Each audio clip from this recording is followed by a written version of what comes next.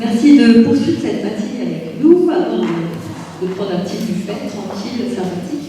Donc on accueille maintenant des professionnels de santé que je vais rapidement présenter, mais qui se présenteront eux également. Donc on a Laurie Mineri qui est diététicienne nutritionniste libérale et qui exerce aussi en HAD au niveau du territoire de Colmar. On a Yvan Paris qui est IPA, donc infirmier de pratique avancée en gériatrie. Gisèle Lazo, orthophoniste libérale, Dr Maurice Lesguer, médecin coordinateur au pôle de gérontologie Saint-Damien, et Sophie Streicher, responsable de service SIAD et centre de soins infirmiers chez Azael, et donc Lisa qui remplacera Dr Passanoli. Donc on va leur passer la parole, on va dire au fur et à mesure pour avoir des échanges. Donc chaque intervenant va présenter sa partie, 5-6 minutes, et ce que je vous demanderai, c'est d'essayer de poser vos questions à la fin, une fois que tout le monde a parlé. Donc c'est vraiment une table ronde, donc avec des échanges qui seront à la fin de la table. Donc, vous allez avoir besoin de votre téléphone pour démarrer, puisqu'on va de nouveau utiliser l'outil qu'on a essayé tout à l'heure avec la néphrologie. Et donc, dans un premier temps, on va donner la parole à Laurie Mineri, qui est diététicienne nutritionniste, parce que quand on parle de dénutrition, au départ, voilà, pour faire un état des lieux, souvent on parle de diététicien, d'alimentation, mais pas que, vous verrez tout à l'heure au fur et à mesure des interventions. Mais on va démarrer avec un petit état des lieux. Donc, alors, vous devez faire le booklab.com. Alors, soit vous allez sur Prem 02, soit vous faites avec le code barre. Je vous laisse quelques instants pour lancer vos téléphones.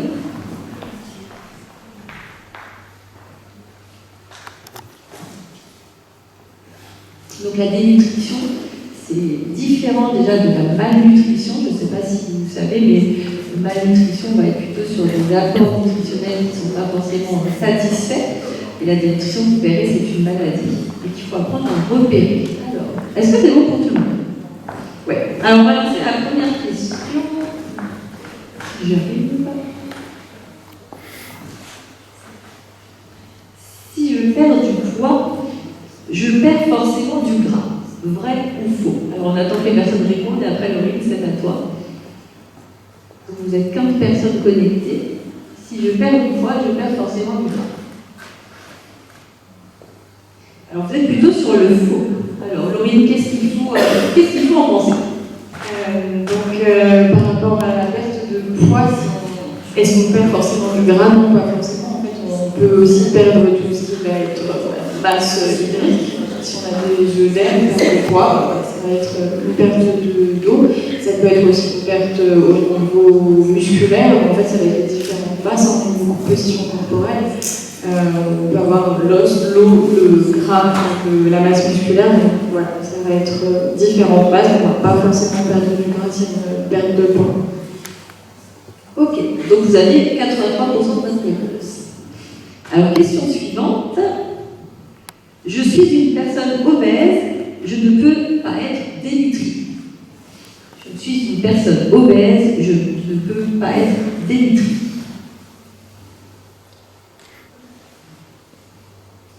Voilà, 100% faux. Qu'est-ce qu'il faut en penser, Laurie? C'est ça, en fait, une personne qui peut être obèse peut aussi être dénutrie. C'est vraiment quelque chose qu'on essaye de travailler sur ce message. C'est pas parce que quelqu'un va être en surpoids, obésité, qu'au niveau masse musculaire, ça va être suffisant. Quelqu'un qui ne va pas suffisamment apporter de quoi il a besoin, sa masse musculaire va fondre et du coup, il peut être aussi dénutri quand bien même le poids est élevé. Ça renvoie en fait à la question d'avant, c'est la masse musculaire vraiment qui est insuffisante. Alors, question suivante. Un patient est-il à risque de dénutrition si?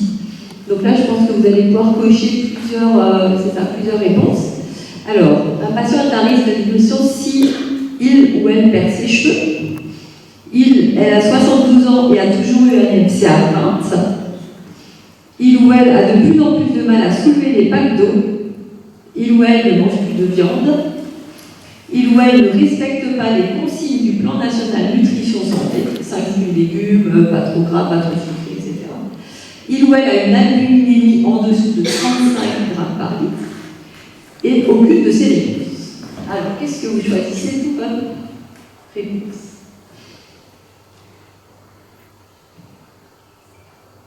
On vous laisse un petit peu plus de temps parce que là, c'est plein de questions. Tout le monde comprenait les termes qui étaient posés, albuminémie, tout ça, c'est bon. Je pense que vous êtes tous formés. Alors, c'est plutôt pas mal, 12 réponses sur 16, encore quelques-uns qui répondent.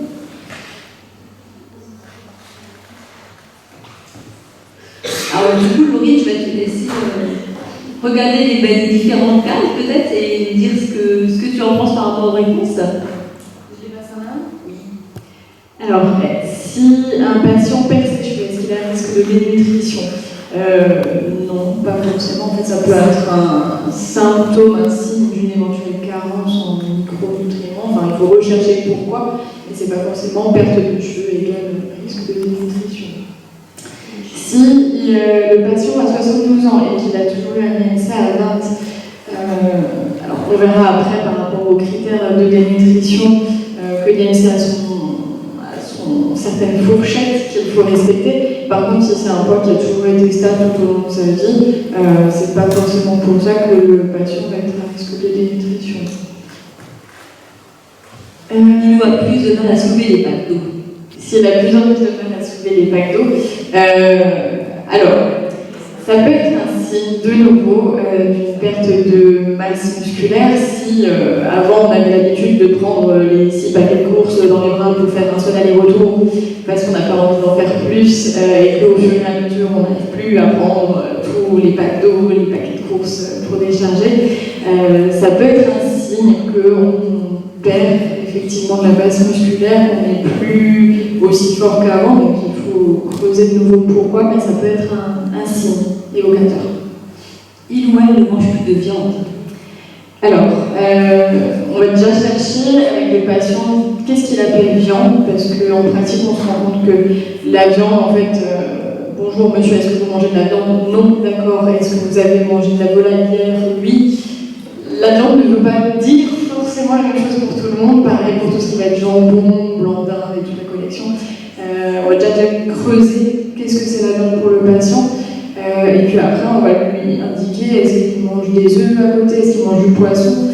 Ça peut permettre de compléter ces apports qui ne seraient pas forcément apportés par la viande. Et puis sinon, s'il ne mange ni viande, ni poisson, ni œufs, là il va falloir peut-être substituer, mais ne plus manger de viande, non, c'est pas un risque de dénutrition. Par contre, ne plus manger de protéines, ça en est. Alors, il ou elle ne respecte pas les consignes du PNS. Alors, en fait, ces recommandations, c'est des recommandations déjà qui s'appliquent aux bien portants. Donc, dès lors qu'il y aura une pathologie associée, ce sera plus forcément adapté.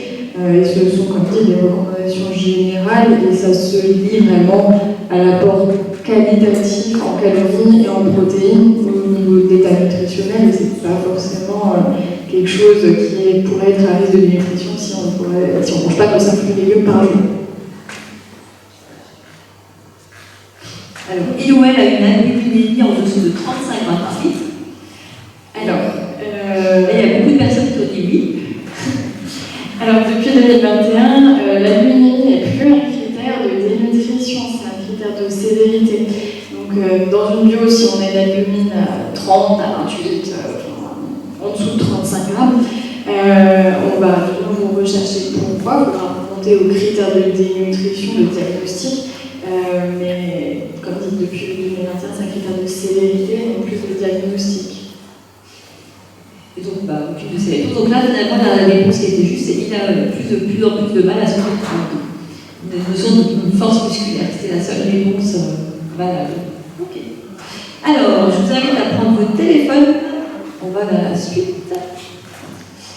Alors, manger un CNO pense que vous savez tous que c'est un CNO, complément nutritionnel oral, à la place du repas lorsque je n'ai pas faim, suffit à couvrir mes besoins nutritionnels. Vrai ou faux? Oula, c'est bon. Manger un CNO à la place du repas lorsque je n'ai pas faim suffit à couvrir mes besoins. Donc on est plutôt sur faux. Qu'en penses-tu? C'est dans le nom. En fait, c'est un complément nutritionnel oral et non pas un substitut nutritionnel oral. Donc non, ça ne suffira pas à couvrir les besoins d'un patient, surtout pas un seul, parce que au maximum, on va être autour de 400 kcal. C'est vraiment de couvrir les besoins d'une personne. Donc ça va vraiment servir à compléter ce qu'il a déjà. Après, on peut en mettre plusieurs, mais ça ne suffira probablement pas à couvrir l'intégralité de ses besoins. Une patiente habituée au régime amaigrissant peut-elle être dénutrie? Une patiente, parce que souvent c'est les femmes, ça peut être un patient. D'ailleurs, ce serait peut-être même pire un patient. Donc, vrai, qu'en penses-tu? Donc, une patiente qui est habituée au régime amaigrissant, en fait, le mot régime amaigrissant est un peu vaste, parce qu'on ne sait pas forcément qu'est-ce qui se cache derrière, mais typiquement un régime soupe au chou. Pas grand-chose en apport nutritionnel, donc oui, elle peut être à risque de dénutrition selon comment elle est censée pratiquer. Et souvent, on peut rajouter que quand une personne perd rapidement du poids, ou trop rapidement, on perd du muscle et pas du gras. Du coup, là, on est vraiment sur une perte de force musculaire. D'ailleurs, c'est très mauvais pour leur métabolisme de base, mais c'est un autre sujet. Je voulais juste profiter de cette question pour dire qu'il y a eu une pièce de théâtre qui a passé avant-hier au Diaconat, qui s'appelle Grosse, et c'est une femme qui s'est mise au théâtre, qui était reporter, etc., qui sur l'obésité et le régime amaigrissant et son existence, et il a écrit un bouquin qui s'appelle Grosse, j'ai trouvé ça, elle l'a fait devant une classe du lycée Roosevelt, c'était impressionnant quand elle racontait qu'elle avait fait le compte qu'elle avait déjà perdu 180 kilos, qu'elle avait évidemment... mais vraiment, je conseille la lecture de ce bouquin. Merci. Alors, question suivante. En sortie d'hospitalisation, faut-il s'alerter si mon patient est content d'avoir perdu du poids? C'est dommage qu'il n'y ait pas de médecin dans la salle. Vrai et faux. Comme deux personnes peut-être. Alors on est plutôt sur du faux. Pas de alerter si mon patient est content d'être sorti d'un groupe perdu du poids, par exemple. On va quand même s'alerter s'il a perdu du poids, parce que très souvent, pendant la période d'hospitalisation, le patient n'est pas dans un cadre favorable à la prise alimentaire. Il peut, si c'est pas cuisiné comme à ses habitudes, s'il y a eu pour peu qu'il y ait une alimentation thérapeutique qui a été mise en place par-dessus, oui, il va arrêter de manger, pas forcément couvrir ses besoins en protéines et en calories, et du coup, ça peut mener à une dénutrition. Donc oui, on va checker, est-ce que le poids reprend après le retour à domicile, ou alors est-ce que la perte continue? Là, il va falloir réagir, donc ouais, il faut s'alerter. Alors c'était juste je rajouterais juste une petite anecdote diététicienne. Quand on a eu la période Covid, à la maison de santé de Parthenay, on a créé un protocole post-Covid. Et la première réflexion quand j'ai proposé mon protocole, c'est « Ah ben non, mes patients, ils sont contents d'avoir perdu 10 kilos en sortie d'hospitalisation ou de Covid. » Et donc du coup, j'ai mis presque 3 semaines à mois à convaincre les médecins que c'était important, effectivement. Et j'ai eu un médecin qui m'a suivi au début pour la mise en place de ce protocole. Donc comme quoi, ça je disais, c'est dommage qu'il n'y ait pas de médecin, mais souvent les médecins, ils pensent que la personne elle a perdu du poids, elle est contente, donc on ne va pas trop l'orienter vers la diététicienne, et si pourtant c'est très important. Voilà, donc juste avant de continuer, donc on a encore une question. Les personnes âgées ont besoin de moins manger, vrai ou faux?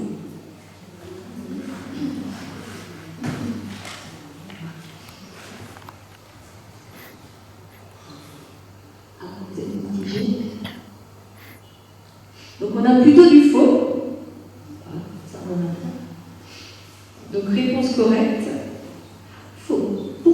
Ça aurait été bien d'avoir les justifications du vrai aussi.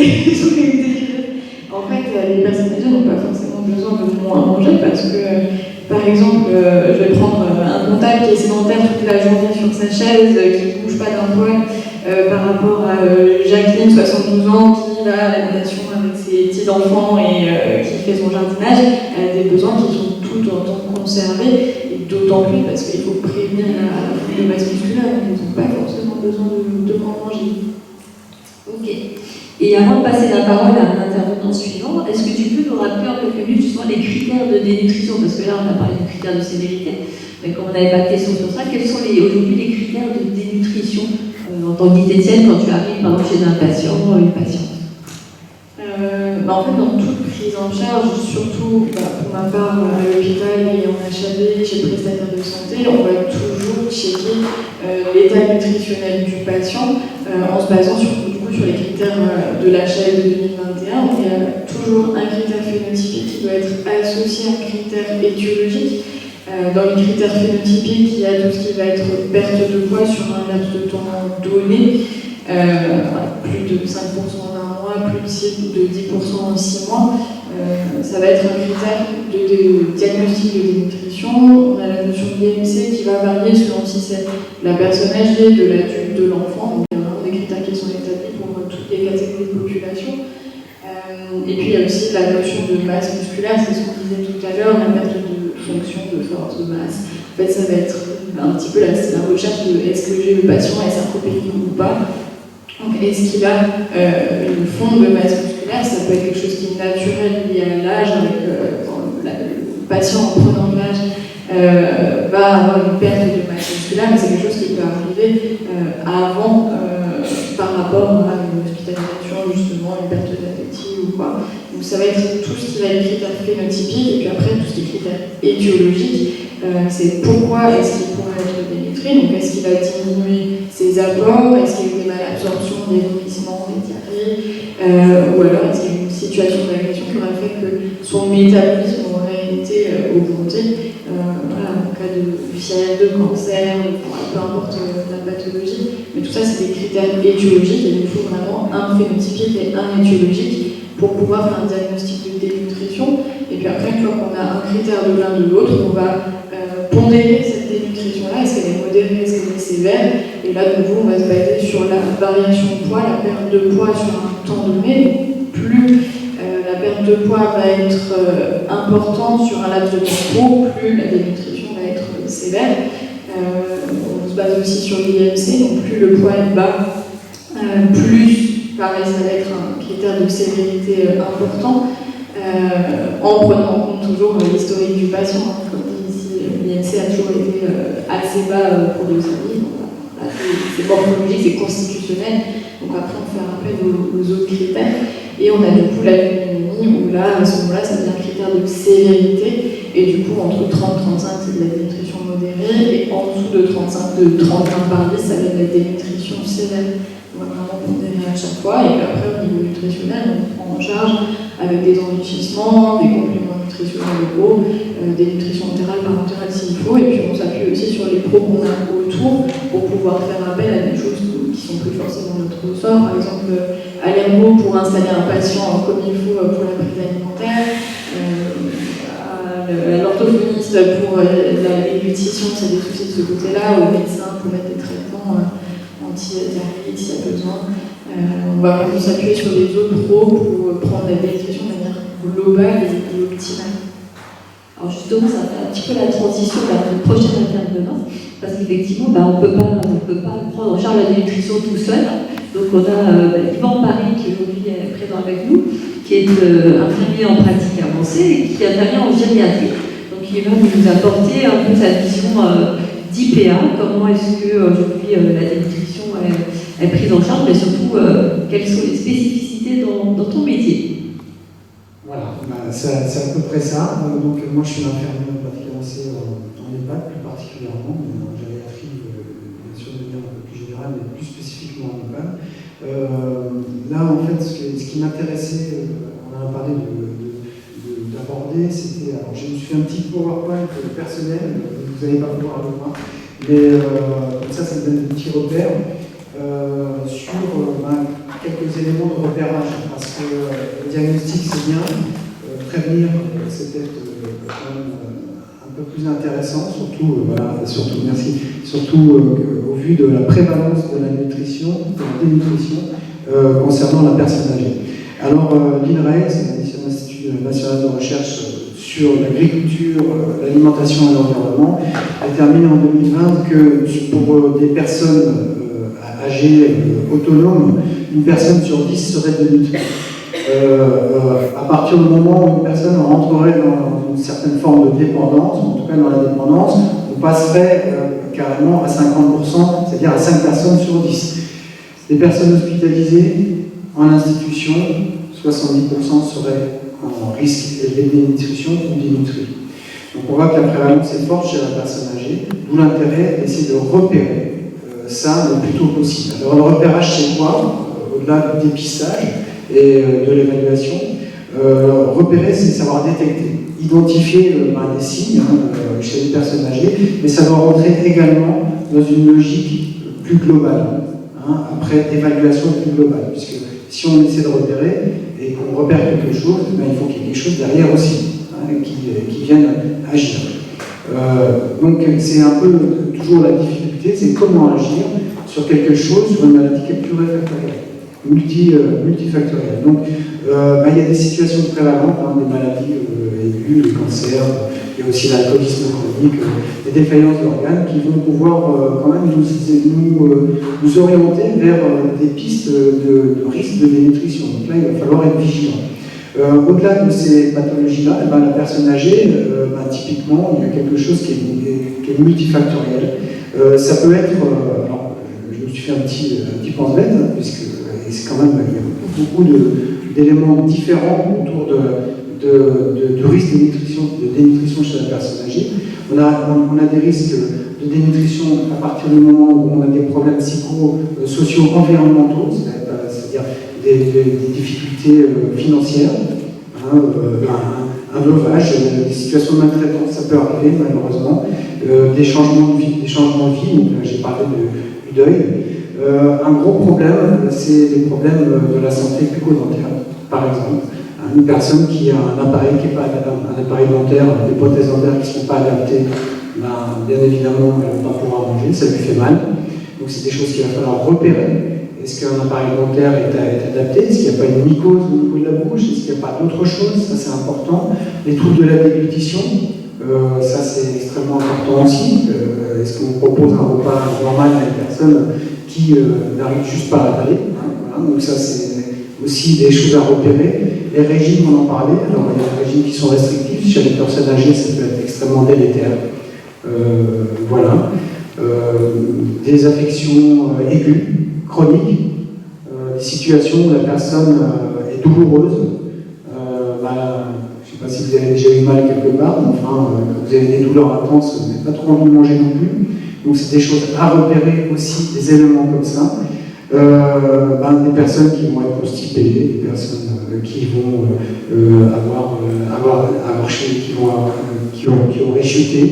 Et puis là c'est le boulot du médecin aussi, mais c'est aussi des traitements médicamenteux. Une personne âgée souvent polypathologique, polymédiquée, et donc derrière ça peut aussi générer une perte d'appétit.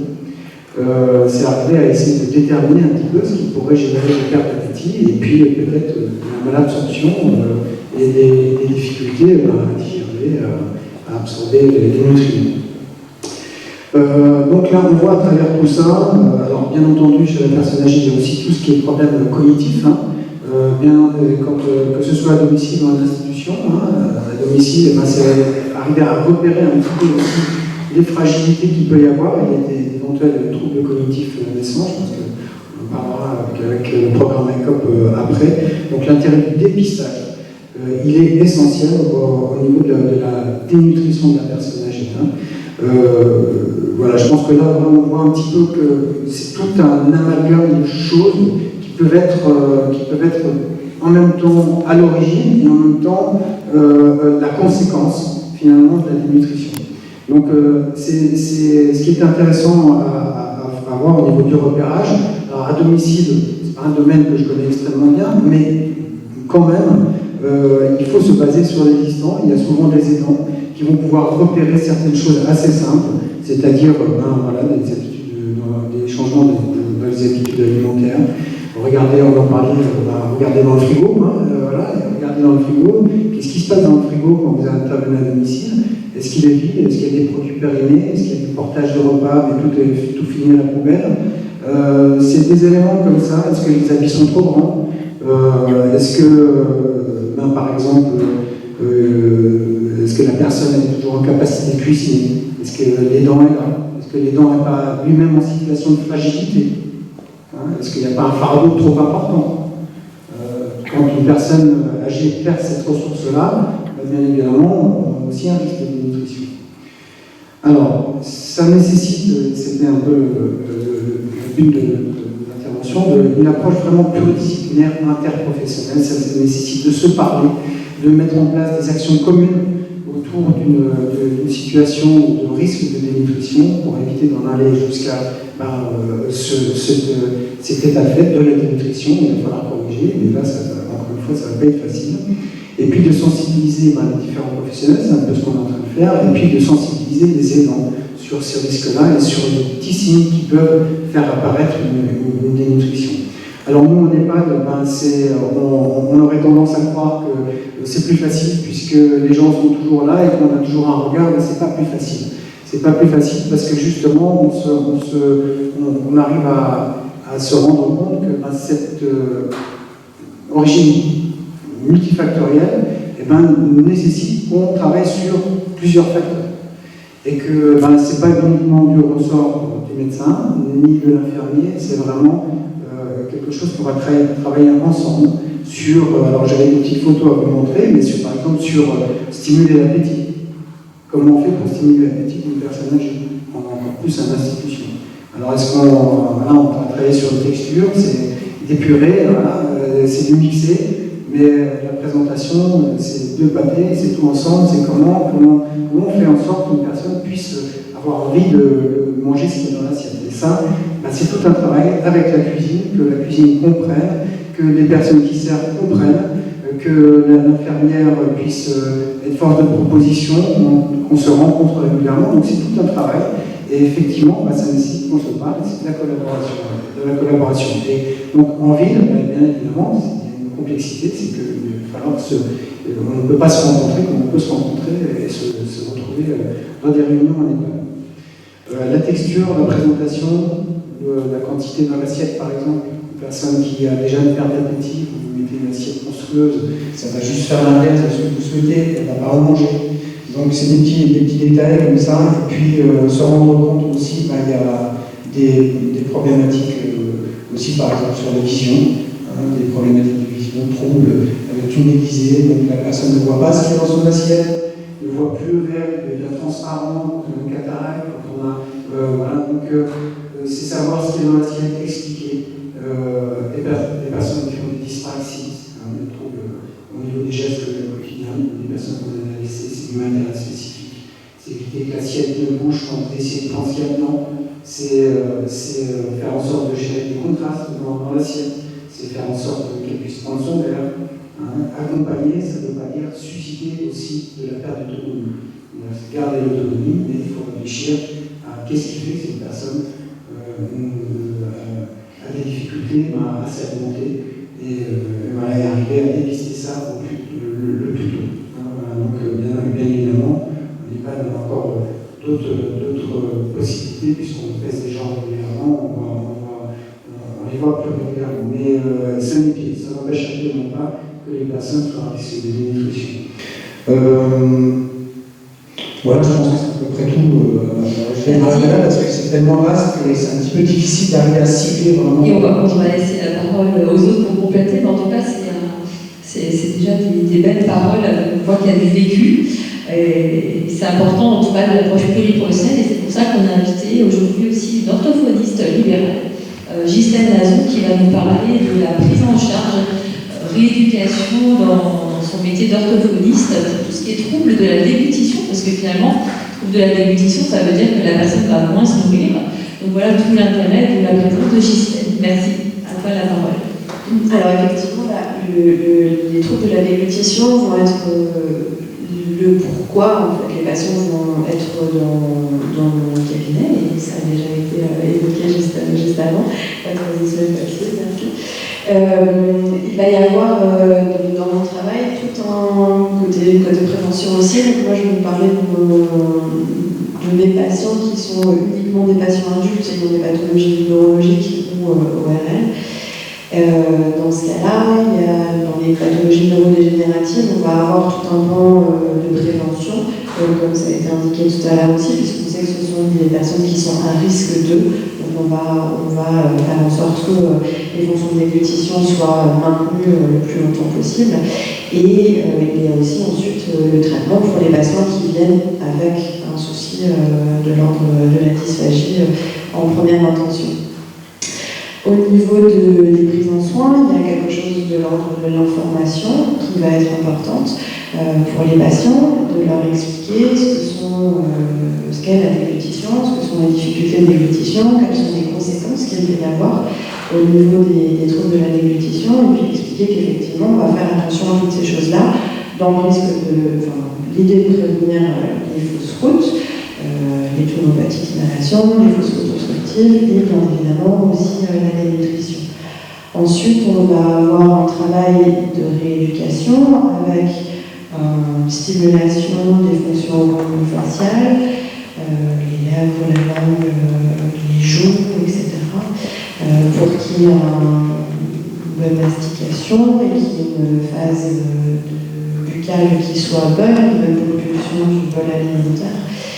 On peut travailler aussi au niveau laryngé pour que l'ascension et la descente du larynx se fassent correctement.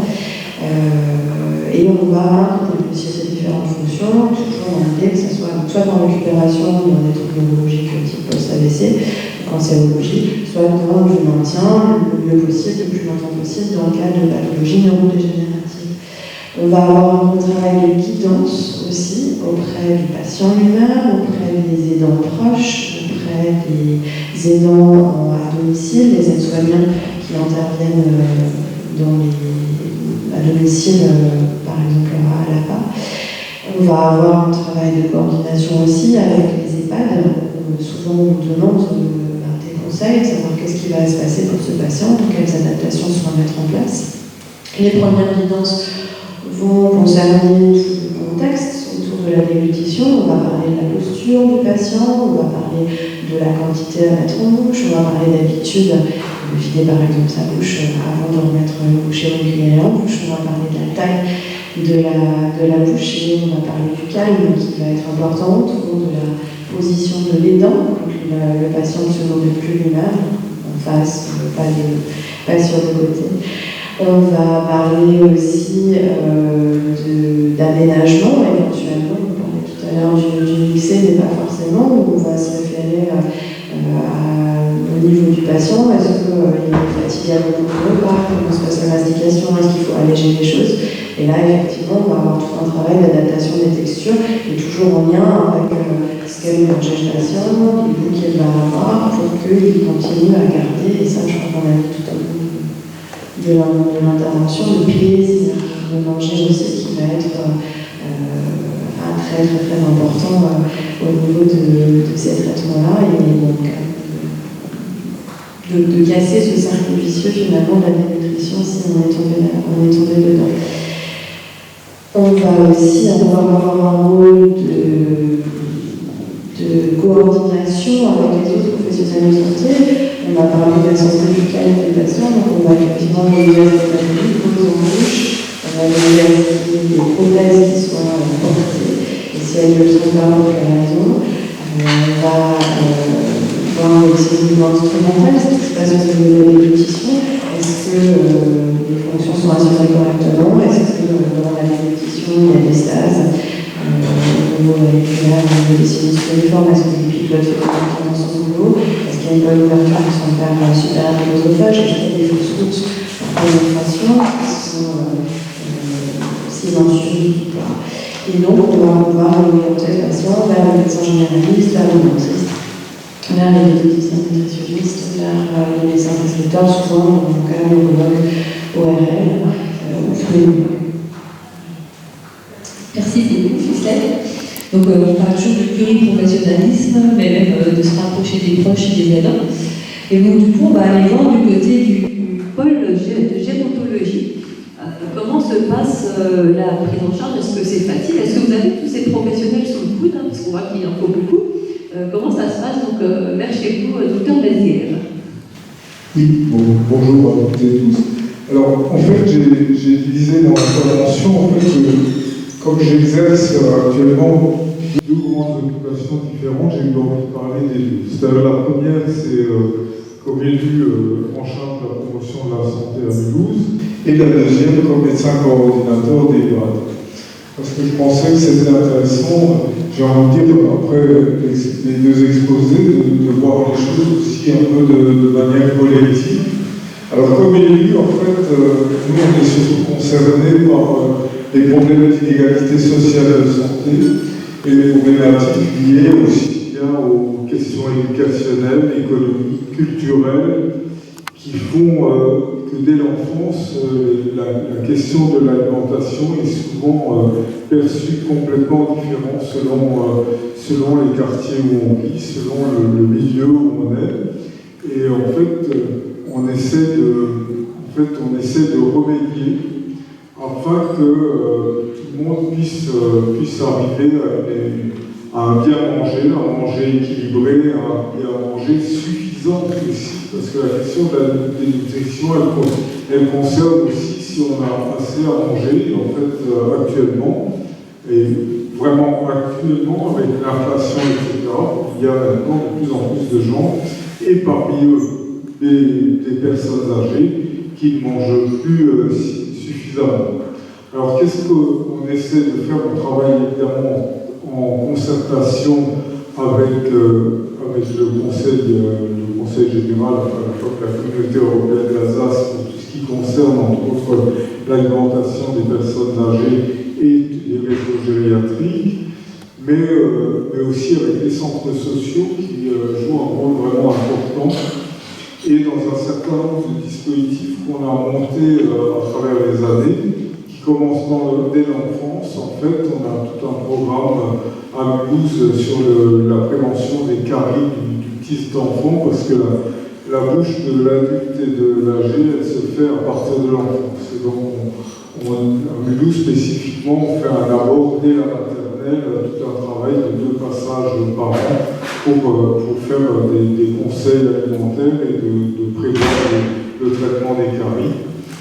On a un dispositif qui s'appelle Prenons soin de nous-mêmes et de nos proches, qui est à destination de tous les publics ayant un problème de langue, enfin qui parlent une autre langue, où on fait à la fois la formation au français, du FLE, et en même temps à des thèmes de santé. En particulier, il y a tout un tas de modules, dont au moins 2 modules consacrés à l'alimentation et qui essayent de s'adapter aux différences culturelles pour que les gens puissent utiliser leurs connaissances pour bien manger. Parce qu'un élément important qu'il faut aussi souligner, c'est qu'il y a une perte considérable de la connaissance de comment cuisiner, de comment cuisiner des aliments, et ça joint à toute la publicité délétère dont on n'a pas encore passé, toute la communication délétère sur la malbouffe.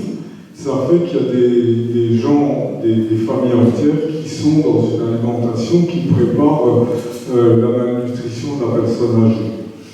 Dernier de ce qu'on a aussi en place, c'est le sport sur ordonnance, parce que le bien manger est lié avec l'exercice physique, parce que quand on est sédentaire, on a une tendance de plus en plus grande à mal manger.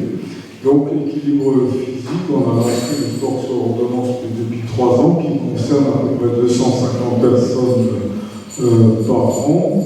Et donc on a réussi, c'est tout récent, à associer une approche, on va associer une approche diététique. On a trouvé le budget pour avoir des bénéficiaires de diététiciennes pour les personnes qui sont dans une reprise de l'équilibre physique, parce que comme on marche sur deux pieds, les exercices physiques et l'alimentation, ça va de pair. Et dernier projet qui lui verra le jour en lien vraiment porté par la CPTS, c'est le fait d'aller dans le quartier avec une unité mobile, dont on n'a pas encore le nom, mais cette unité mobile permettra justement de faire de la prévention, de la promotion de la santé, en particulier au niveau de l'alimentation, etc.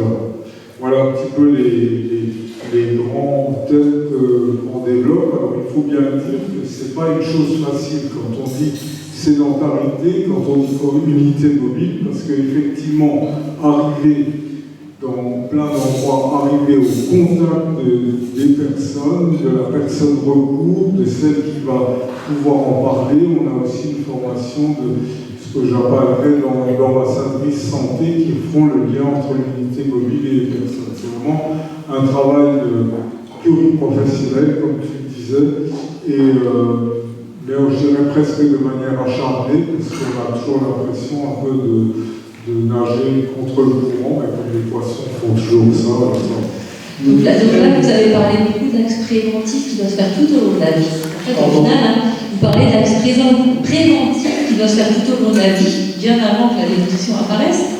Et maintenant, comment vous les prenez en charge donc, en tant que médecin coordinateur dans un pôle gériatre? Alors voilà, ça c'est encore un sujet tout à fait, comme médecin coordinateur au départ, merci pour la transition. Bien, écoutez, je ne vais pas reprendre tout ce que tu as dit, qui est le repérage, parce qu'il faut bien souligner que les personnes qui viennent en EHPAD actuellement sont de plus en plus âgées, que souvent elles arrivent après des problèmes importants de la vie, que ce soit une maladie chronique, que ce soit un trouble cognitif, que ce soit aussi un traumatisme, un accident, une opération qui ne permet plus le maintien à domicile. Donc l'alimentation, là aussi, est un élément capital. Alors on fait un bilan, évidemment, on fait l'analyse, on fait un bilan sanguin, on fait les différents tests pour arriver à la prise en charge. Alors c'est là où ça se complique, parce que la prise en charge d'un trouble, parce que par exemple on dit anémie inférieure à 35, dans une maison, dans un EHPAD, actuellement, en dessous de 35, tu peux dire que tu as 80% de dénutrie. Actuellement, la moyenne de l'albuline, je ne peux pas redonner un chiffre, je n'ai pas la moyenne, mais en fait, l'essentiel, je veux dire, quand on voit 32, voilà, on est encore pas trop inquiet, c'est en dessous de 30, on commence à s'inquiéter vraiment.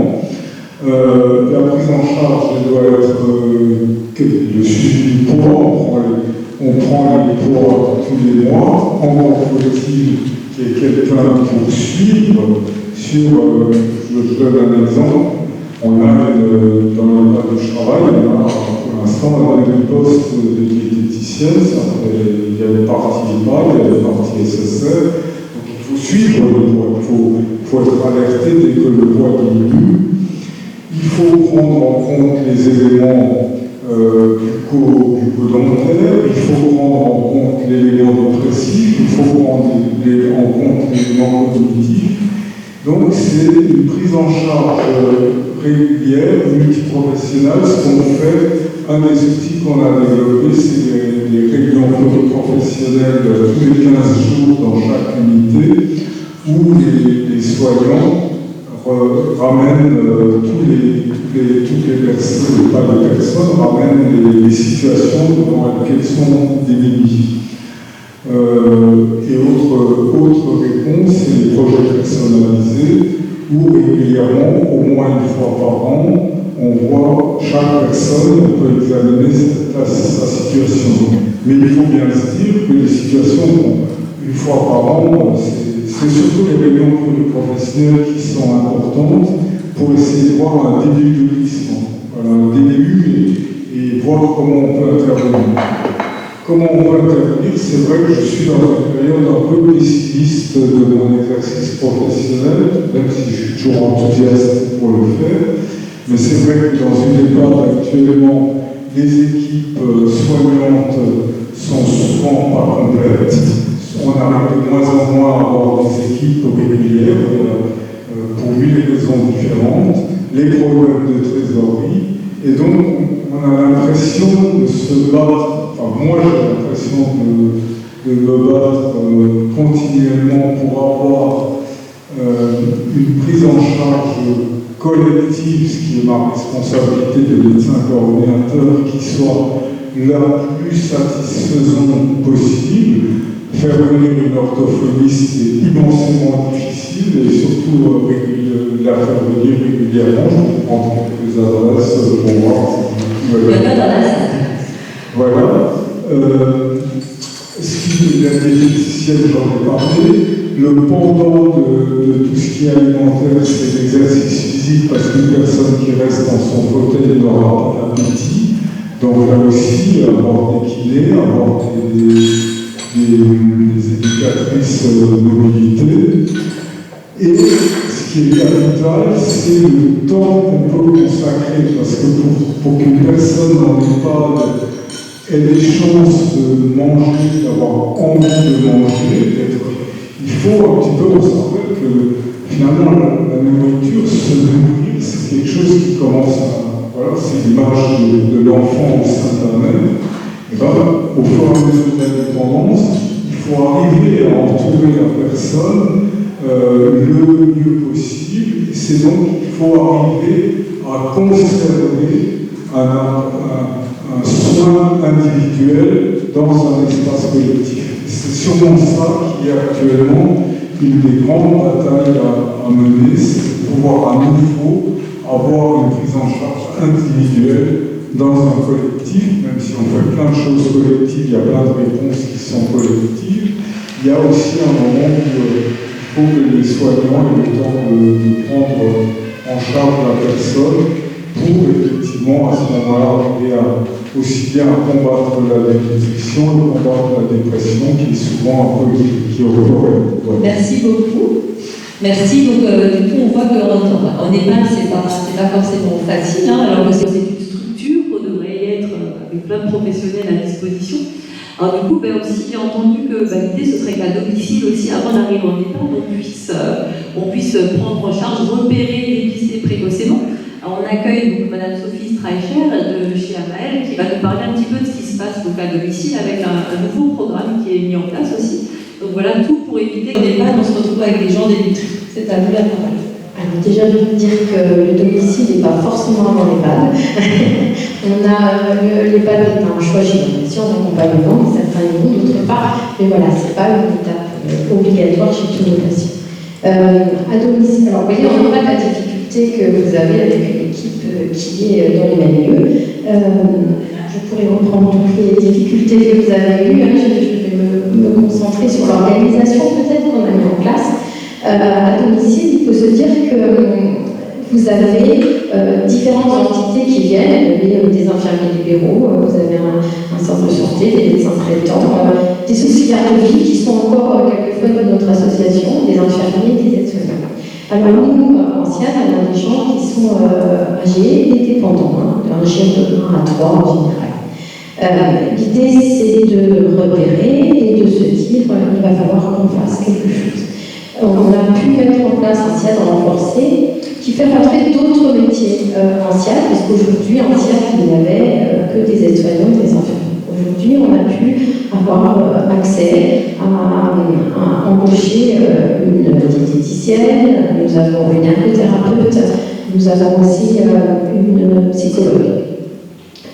Tous ces métiers ensemble font que nous pouvons effectivement prendre en charge de façon pluriprofessionnelle tous nos patients. Seulement voilà, nous avons fait toute petite temps de travail, nous avons 300 personnes sur le territoire de CPTS, et vous pensez bien qu'avec 0,1 TPT diététicienne, je ne vais pas pouvoir donner accès à tous les patients. On s'est dit, et quelles sont les personnes qui sont le plus à même de suivre les patients et leur évolution. Chez nous, ce sont les aides-soignants qui sont tous les jours au domicile, qui tous les jours vont faire une toilette Ils sont, je dirais, dans l'intimité des gens, mais aussi la confiance des gens et des aidants de leur famille. Donc ces aides-soignants sont référents à un certain nombre de patients. Ils font des évaluations. On a vu le problème, l'importance du repérage. Ils font des évaluations chaque mois. Ce sont des évaluations qu'on a construites dans le cadre du CIAD renforcé. Et depuis 3 ans, on a pu évaluer et on travaille sur la variation des résultats de ces évaluations. Donc les aides-soignants voient un certain nombre de problèmes, dont effectivement la dénutrition, qui est le centre de nos préoccupations. Et là, nous avons monté un programme de formation des aides-soignants qui eux-mêmes vont amener, je dirais, la bonne parole chez les patients. Alors nous avons beaucoup de programmes qui ont été montés par la diététicienne, l'ergothérapeute. Alors, sur plusieurs sujets, elles interviennent toutes les deux. On parle bien de difficultés, on a parlé tout à l'heure des outils nécessaires aussi, des aides qui peuvent permettre de prolonger le sol. Ça peut être simplement des choses qui aident à l'appréhension. Nous avons aussi un certain nombre de formations qui sont faites entre la psychologue et la diététicienne, vu l'importance de se sentir bien, et aussi tout un côté sur l'isolement. Seul, c'est pas non plus très voilà. Donc en fait, les aides-soignants travaillent, ils peuvent aussi faire un certain nombre de formations aux aidants. Ils sont là aussi sur des moments différents. Le CIAD, on est là que pour la toilette. Là, on change de moment, on vient là sur l'heure du repas, sur l'heure de la préparation du repas, et en fait, les aides-soignants peuvent accompagner les aidants. Alors, depuis 3 ans qu'on a mené ce travail au niveau du CIAD de Wittenheim, nous avons peu de patients qui reviennent au sein du CIAD renforcé, et quand ils reviennent en général pour d'autres problèmes que la nutrition, la thérapie. Donc ça, c'est plutôt positif. Un autre effet du CIAD renforcé que nous avons maintenant étendu sur Mulhouse, puisque l'ARS nous a donné 3 années de plus pour pouvoir déployer cette action.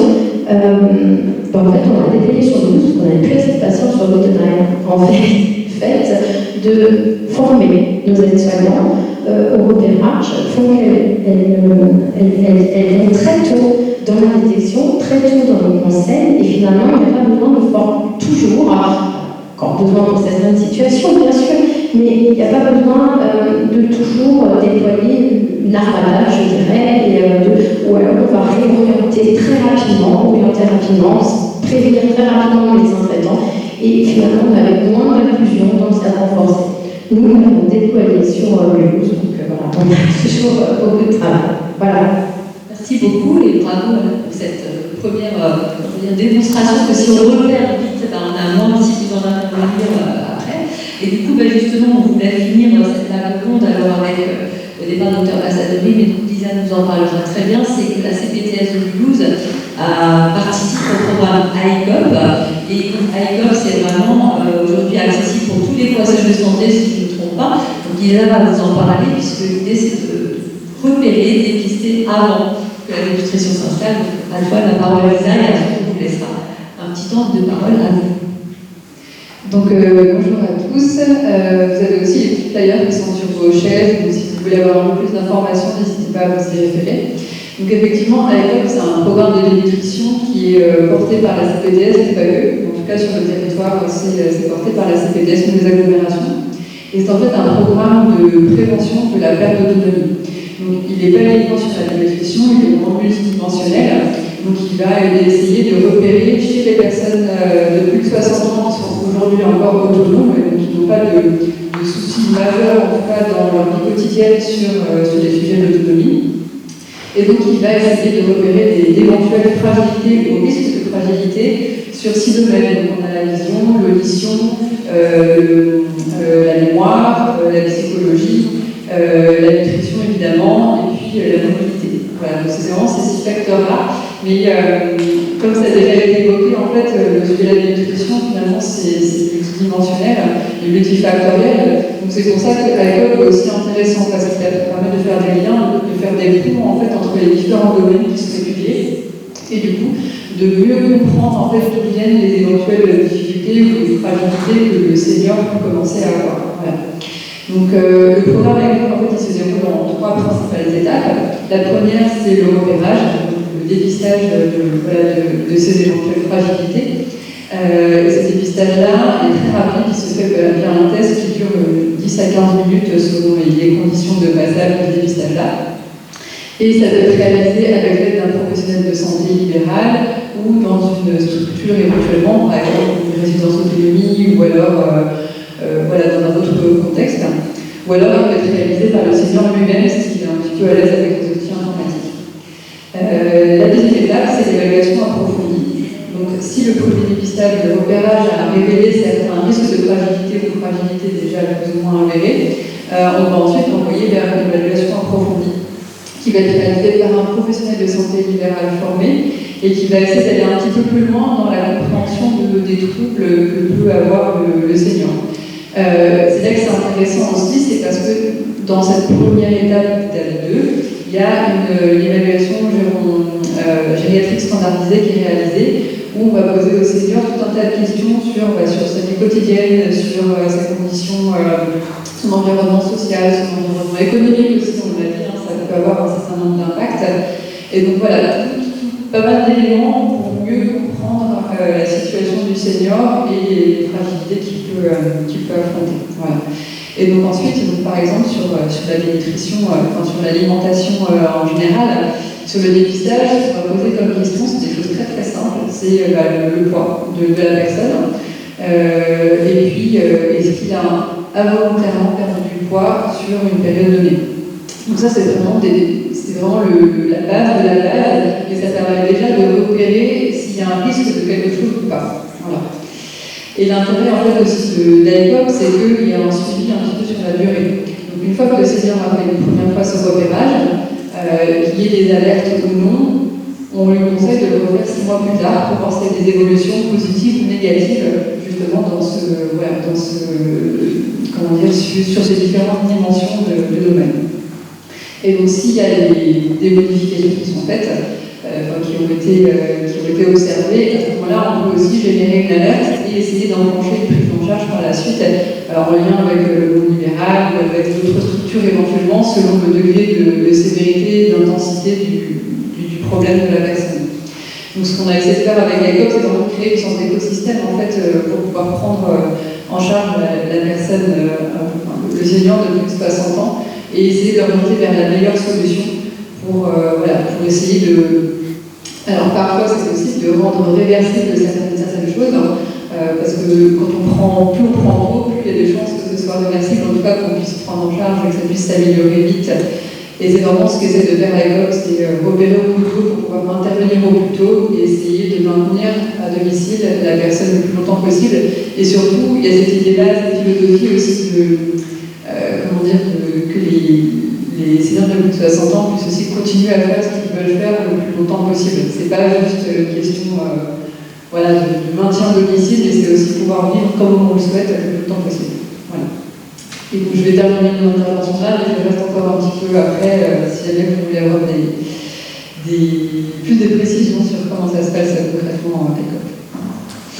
Merci Lisa, merci à tous de votre participation à la table ronde. On est à 12h30 à peu près, on va laisser encore 5 bonnes minutes pour des questions. Si vous avez des questions, donc Sophie va venir dans le public avec les micros, voilà. Et ensuite on passera au petit moment convivial. Donc les questions, c'est à vous.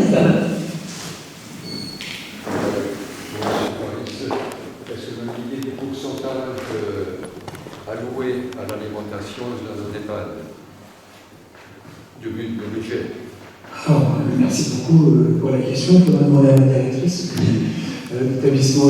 Franchement, j'en ai aucune idée. Après, effectivement, il y a beaucoup de revient qui est assez faible. Hein. De souvenir, je crois que nous avons autour de 4 euros, et 3 à 4 euros, je crois, de revient d'un repas. Je ne sais pas s'il faudrait le doubler. En tout cas, la difficulté, au-delà du coût et au-delà au-delà de la part allouée au repas, je pense que c'est surtout aussi une politique dans les EHPAD, une politique d'établissement.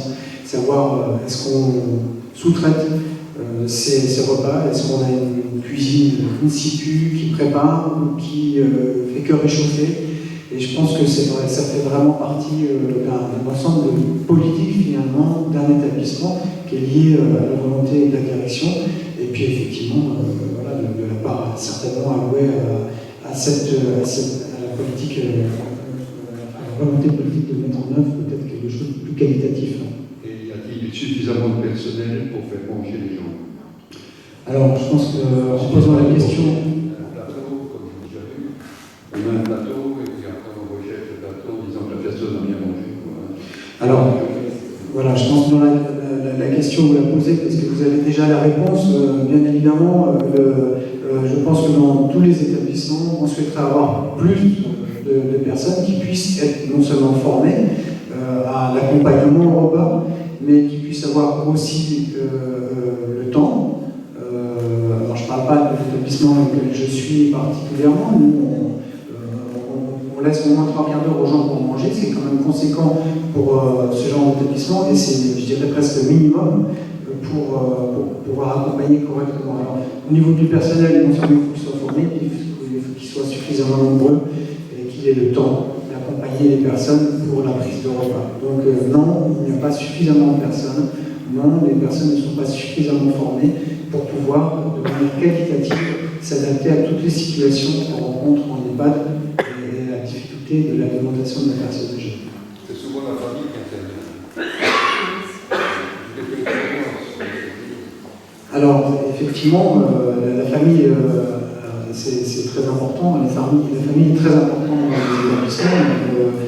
C'est pas parce qu'une personne est accueillie en EHPAD que la famille n'est pas responsabilisée non plus sur l'accompagnement de la vie. Alors, tout n'est pas dévolu, je dirais, au personnel, surtout au regard du manque de personnel à l'heure actuelle. Je ne parle même pas de la disponibilité du personnel, c'est-à-dire de ce qu'on trouve assez personnel, mais en même temps de la part allouée au personnel qui puisse ne serait-ce qu'accompagner. Donc oui, la famille est très importante, et dans certains EHPAD, on les voit régulièrement venir faire de l'aide au repas auprès de leurs parents, c'est clair. Voilà. Après, je me permets juste de rebondir sur aussi la part des personnes âgées à domicile et en EHPAD. En EHPAD, on a à peu près entre 650 000 et 700 000 personnes en EHPAD. La part des personnes âgées au domicile, c'est 17 millions de personnes. Donc on voit bien que les enjeux ils sont aussi en EHPAD, il n'y a pas que les EHPAD, et les enjeux ils sont essentiellement, surtout au regard des politiques actuelles de maintien à domicile, qu'on est essentiellement à domicile en termes de services.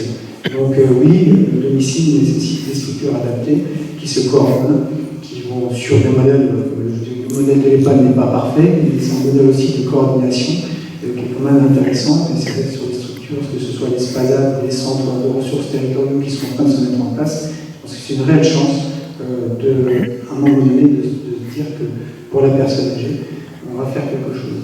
Voilà.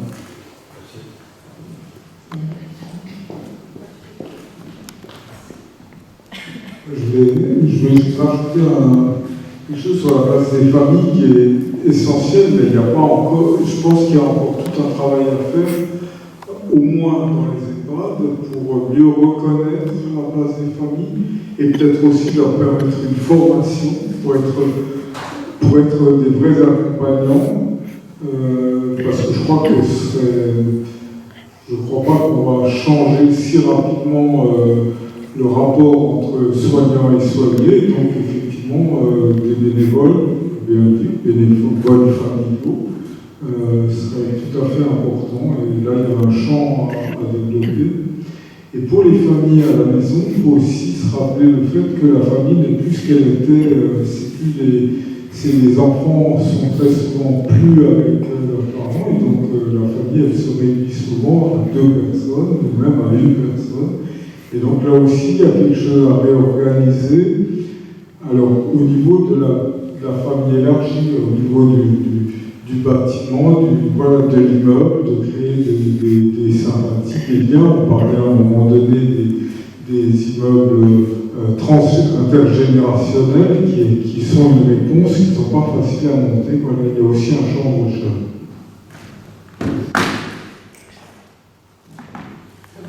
Alors, voilà la deuxième question. À Laurie Jopin, c'est la diététicienne. Est-ce qu'il est possible de prendre du poids et d'être dénutri?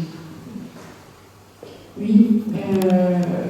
Exemple, quelqu'un qui va être en surcharge de ressauder, le poids va monter, on va dire ah, super, il reprend du poids, donc c'est pas la façon musculaire qui reprend, ça peut être complètement faussé par des œdèmes, le laxisme. Ensuite, j'ai une autre question toujours pour les diététiciennes, parce que je pense qu'il va y avoir plusieurs personnes. Les médecins prescrivent des CNO, c'est bien, mais ils ne sont pas vus à domicile. Et j'ai vraiment l'impression que c'est une généralité. Il va y avoir un truc dans ces CNO qui ne donne vraiment pas envie. Est-ce qu'il y a une volonté d'avoir des labos qui les fassent, qui les font, de changer, je ne sais pas, ça fait une dizaine d'années que je vois des CNO s'accumuler dans les médecines, mais alors, le médecin a l'impression de faire quelque chose, mais en fait, ça reste. Effectivement, c'est vrai qu'en première intention, souvent c'est le liquide lacté qui est prescrit. Éventuellement, si le patient ne mange pas, ça passe sur une crème. Bon, ok. Il y a plusieurs formats qui existent de CNO, maintenant ils se sont diversifiés. Hein. Ça existe sous forme de biscuits, de madeleine, de soupe. Il y a vraiment plusieurs formats qui existent, mais ils ne sont pas effectivement prescrits. Moi, en HAP, quand j'interviens, c'est vrai que des fois je passe que le patient a déjà mes CNO qui sont en place, c'est vraiment ces CNO-là qu'on évoquait, les crèmes dénactées.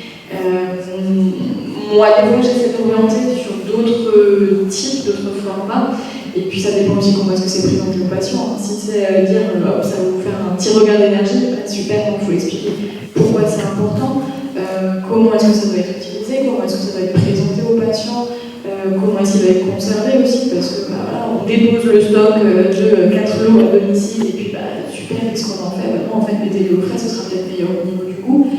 Il y a de plus en plus de labos maintenant qui proposent des recettes aussi avec leurs compléments. On les trouve sur les sites des labos, on trouve le labo CNO recettes, et en fait on trouve des gâteaux enrichis, des trucs qui sont beaucoup plus fun et beaucoup plus appétants que le flacon bouchon bleu, violet, rouge. Super, prenez-le, et puis voilà. C'est vraiment différents formats, le présenter et donner des idées nouveaux aux aidants. Si c'est pas forcément la personne qui en a besoin, qui se prépare à manger, voilà, ajouter une saveur neutre dans une soupe, dans une crème anglaise ou quoi, mais après ça demande du temps aussi. Merci. Ensuite, pour l'orthophoniste, je me demandais déjà s'il y avait beaucoup d'orthophonistes qui venaient ici. Non. Il y a un vrai problème en fait, comme on est très peu, on est en zone sous-dotée sur Toulouse et sous-secteur. Donc effectivement, on a des listes d'attente qui sont délirantes et je tenais beaucoup à avoir agrandi notre temps de travail au cabinet et effectivement le temps qui était prévu pour le domicile a été grignoté de cette façon-là. Et effectivement, il y a vraiment plus beaucoup de personnes qui font des visites à domicile. Normalement, on a des cabinets par contre qui sont accessibles, donc on peut accueillir les patients. D'où ma prochaine question. De quel état cognitif vous avez besoin pour faire une rééducation quand il y a un problème de déglutition? De quel état cognitif? Alors, il faut qu'il y ait quand même une certaine vivacité cognitive pour que le patient puisse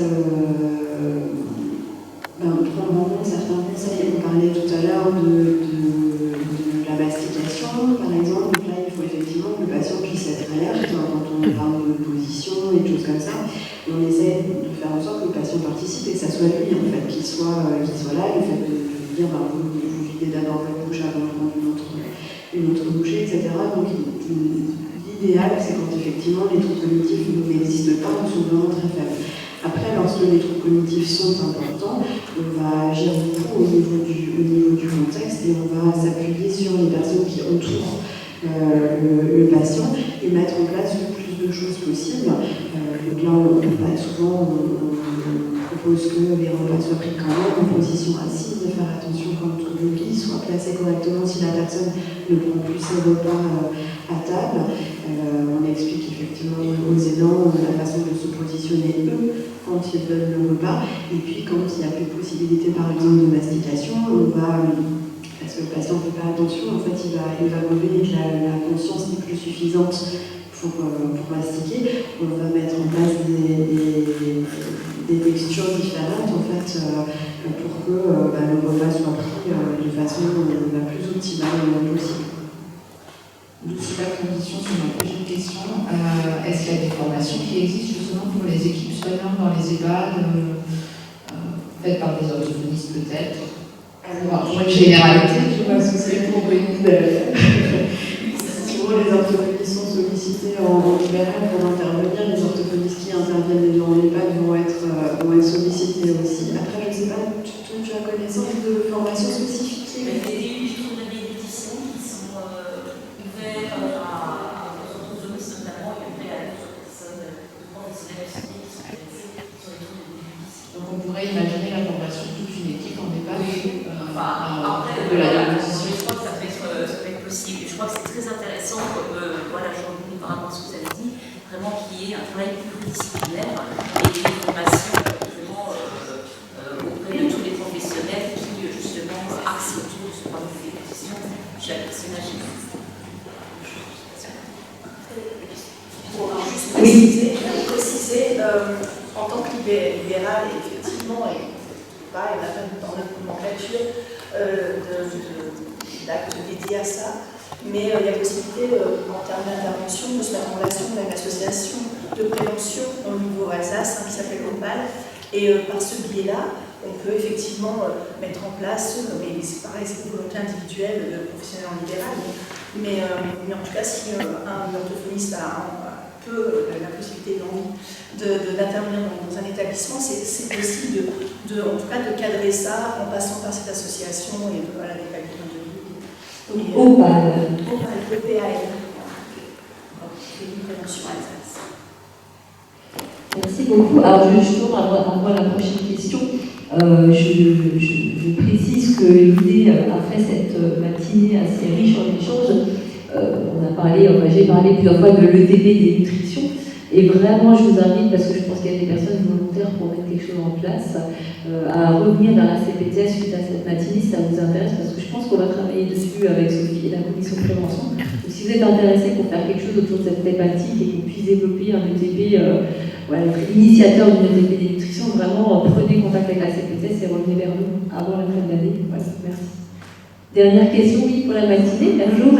Je suis diététicienne et j'ai commencé un poste en EHPAD depuis lundi, donc c'est tout frais.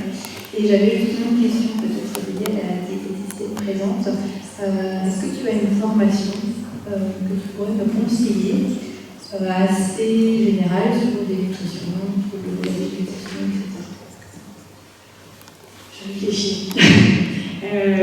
Moi, personnellement, me suis formée un petit peu plus précisément après sur tout ce qui est nutrition artificielle, parce que c'est quelque chose qui n'est pas très abordé dans nos études. Pour moi, c'est pas quelque chose qu'on a beaucoup abordé, et en pratique, je me suis rendu compte que ça manquait au niveau entéral par entéral.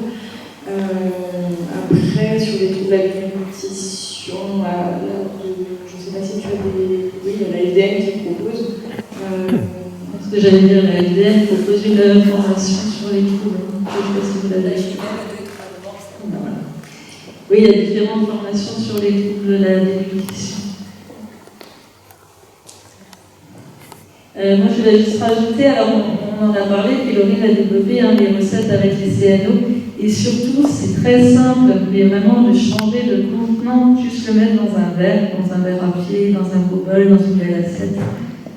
Ça fait vraiment toute la différence, et puis c'est pas beaucoup de boulot de plus, donc pensez à ça.